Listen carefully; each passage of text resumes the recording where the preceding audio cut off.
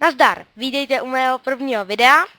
Dnes si ukážeme, jak dát Optifine a tu money items do Minecraftu. Je to opravdu jednoduchý, nepotřebujete k tomu modloader, nic. Takže, otevřete si spustit.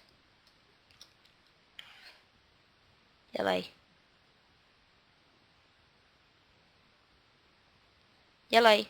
Cože? Aha. Já to napsal blbě. No, tak, spustit. Tak, napíšete tam procento a pp data procento, anebo to napíšete sem, to je úplně jedno. A vlastně máte tady OK. A máte tu .minecraft. Pokud to děláte takhle, takže vám tady vyskočí tady to, takže na to kliknete a máte tu úplně to samý.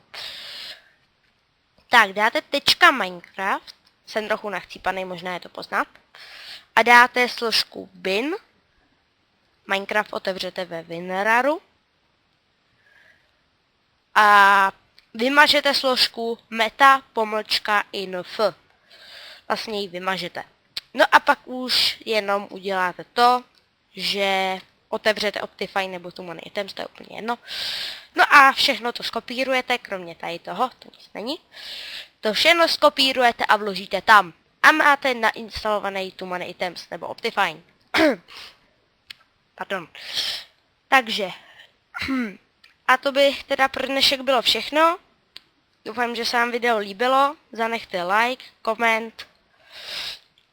A teda za odběr budu taky rád. Takže zatím ahoj.